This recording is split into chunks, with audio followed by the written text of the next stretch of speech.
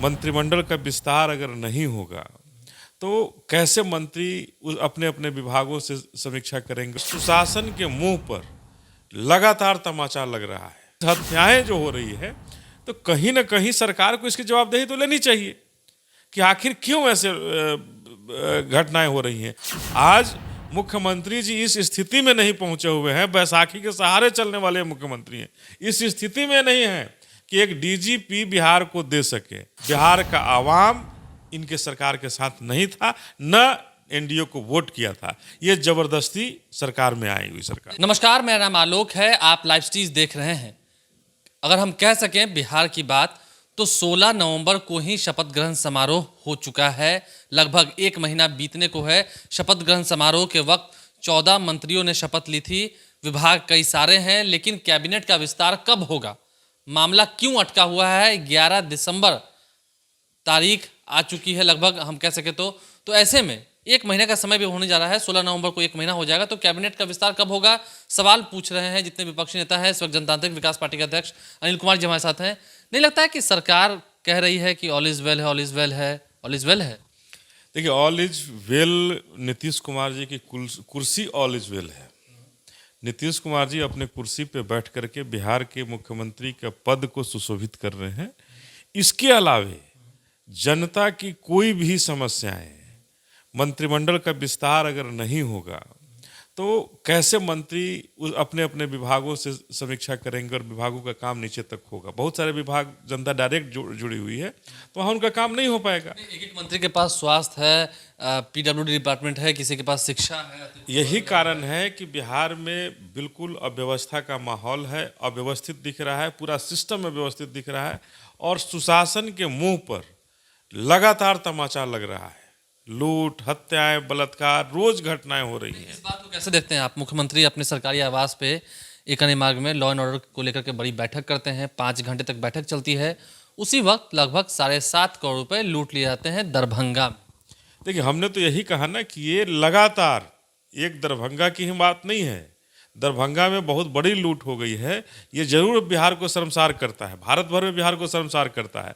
लेकिन अगर रोज बिहार में 24 हत्याएं, 36 हत्याएं हो रही है, घटित हो रही हैं, जिसका एफआईआर थाने में लिखा जा रहा है और नहीं लिखने वाला तो और भी होंगे, तो जो 24 और 36 हत्याएं जो हो रही है तो कहीं ना कहीं सरकार को इसकी जवाबदेही तो लेनी चाहिए कि आखिर क्यों ऐसे घटनाएं हो रही हैं। हमारे बिहार में 3 बच्चे, मासूम 3 बच्चे हमारे सासाराम में दूषित जल पीने से मर जाते हैं, लेकिन बिहार के सरकार के पास के कानों तक कहीं जू तक नहीं लगी। कह रहे हैं, ठीक है, विपक्ष होने के नाते आप आरोप लगा रहे हैं, हम सरकार की बात भी आपको कहते हैं। वो कह रहे थे कि वो पुराना जमाना नहीं है कि अपराधी खुलेआम घूमते रहेंगे। यहाँ अगर अपराध हुआ है तो अपराधी पकड़े जाएंगे, ये बात पक्की है। ये देखिए, ये सब सुशासन का ढोल पिटना के पकड़े जाएंगे। कौन पकड़ा जा रहा है, किसको लोग पकड़ रहा है? ये 7.5 करोड़ के पहले भी लगातार लूट होते रहा, लगातार मर्डर हो रहा है, कहाँ वो पकड़े जा रहे हैं? आज मुख्यमंत्री जी इस स्थिति में नहीं पहुंचे हुए हैं, बैसाखी के सहारे चलने वाले मुख्यमंत्री हैं, इस स्थिति में नहीं है कि एक डीजीपी बिहार को दे सके।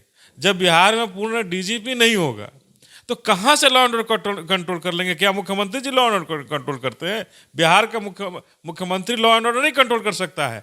डीजी जब तक पूर्वकालिक नहीं होगा, लॉ एंड ऑर्डर कंट्रोल नहीं हो सकता, सिस्टम काम नहीं कर सकता है। तो मुख्यमंत्री जी सारे पदाधिकारियों को, जब से ये मुख्यमंत्री बने हैं, अपने आसपास 15 साल से उन्हीं को रखे हुए हैं जो शुरुआत से थे, आज भी हैं। बिहार में विकास नहीं होने का सबसे बड़ा कारण है कि वही लोग हैं जो लगातार इनके साथ, इनको दीमक की तरह खोखला किए जा रहे हैं और वही इनके साथ जुड़े हुए हैं, और यही कारण है। कुछ लोग की बात करने की बात कही थी, एनडीए ने सत्ता में तभी तो आई है। देखिए, ये सत्ता में कैसे आई है आप भी जान रहे हैं, हम भी जान रहे हैं कि सत्ता में चोरी चुप के आए हैं या जबरदस्ती छीन करके सत्ता को आए हैं। लेकिन कहीं भी बिहार का जनमानस, बिहार का आवाम इनके सरकार के साथ नहीं था, न एनडीए को वोट किया था। ये जबरदस्ती सरकार में आई हुई सरकार। जिस तरीके से मामला तो कई उठा है, हाल ही में हमने देखा कृषि बिल को लेकर के प्रदर्शन किया, आप लोगों ने किया, आपकी पार्टी भी सड़कों पर उतरी, तो इससे कुछ हुआ थोड़ी, क्योंकि बिहार के लोग तो कह रहे हैं, बिहार की सरकार भी कह रही है कि बिहार के किसान कहाँ सड़कों पर है। ये तो विपक्षी पार्टियां हैं कि बिहार में मुद्दा बना करके लोगों को दिग्भ्रमित कर रही है। देखिए, बिहार के किसानों की बात तो, मजदूरों की बात तो इनको करने की समय नहीं है। आज अगर 1868 का धान पूरे बिहार में, अगर इनका मंत्रिमंडल होता, उस विभाग को समझ सकता था, कोई देख सकता था, तो हम लोग उन मंत्रियों से सवाल जवाब पूछने की जरूरत थी। अमरेंद्र प्रताप सिंह है मंत्री, कृषि मंत्री हैं।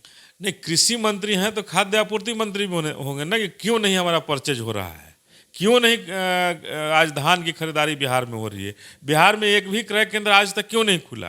पैक्स के माध्यम से केवल नालंदा में धान का भी खरीद हो रहा है, केवल नालंदा के पैक्स के लोगों को पैसा भेजा गया, पूरे बिहार के लोगों को क्यों नहीं भेजा गया। तो हमारा सवाल है कि ये केवल और केवल नालंदा ही बिहार में है या पूरे बिहार के धान को खरीद होना चाहिए। और धान का खरीद होना चाहिए तो उसका दाम कौन तय करेगा। न्यूनतम जो धान का न्यूनतम समर्थन मूल्य है वो मिलना चाहिए, या नीतीश कुमार के लोग 1100 में आज धान हमारे शाहाबाद में बिक रहा है, पटना के आसपास जिलों में 1100 और 1200 में धान बिक रहा है। तो ये 1868 का जुमला हो गया, ये भी बतानी चाहिए कि 1868 भी 15 लाख जैसा जुमला तो नहीं है। जिस तरीके से आप कह रहे हैं किसानों की बातों को कहा आपने, क्या बड़ा सवाल इस वक्त यही है कि बिहार को नया डीजीपी जल्द मिलना चाहिए? देखिए, बिहार के साथ नीतीश कुमार जी जो जुल्म कर रहे हैं, नहीं, ये डबल इंजन की सरकार तो नहीं है, ट्रिपल इंजन और फोर्थ इंजन की अब सरकार है। चूंकि अब ये दो नहीं है, 4-4 लोग हैं इसमें, तो 4-4 इंजन लगा हुआ है, लेकिन चारों इंजन 4 दिशा में जा रहा है। तो जब 4 दिशा में जाएगा, पूरा पश्चिम उत्तर दक्षिण चारों इंजन अपने आप खींच रहा है, तो अलग अलग दिशाओं में चारों इंजन खींचा जा रहा है। तो जनता को क्या मिल रहा है? इसी कारण से बिहार की जनता पीस रही है, न बिहार में मंत्री बन पा रहे हैं, यही कारण है। क्या लगता है मंत्री नहीं बनाने में सबसे बड़ा जो सवाल है, आपको क्या लगता है क्या लाभ हुआ है? देखिए, स्पष्ट है कि चारों दल मिल करके जो सरकार बनाए हैं, इनके आपस में ही मंत्री पद को लेकर के खींचातानी है, जिससे कि सरकार मंत्रिमंडल का विस्तार नहीं कर पा रही है। आपसी खींचातान को लेकर के कहीं ना कहीं जो मंत्रिमंडल का विस्तार है वो नहीं हो पा रहा है, 12 एमएलसी भी बनने हैं। तो ऐसे में सरकार कब तक कैबिनेट का विस्तार करती है? लोगों को जो एमएलसी के लिए अपने आप को खुद को देख रहे हैं और इंतज़ार कर रहे हैं, उन्हें कब तक एमएलसी बनाया जाता है? इन तमाम चीज़ों पर जो फिलहाल कह सकें संशय वह बरकरार है। और बिहार को क्या एक डीजीपी देने की भी क्षमता नहीं है नीतीश कुमार में? बड़ा सवाल पूछा है। जनतांत्रिक विकास पार्टी के अध्यक्ष हैं अनिल कुमार हमारे साथ। आप लाइव सी देखते रहें, हमारे चैनल को सब्सक्राइब कर लें, साथ साथ फेसबुक पेज भी लाइक करें। धन्यवाद।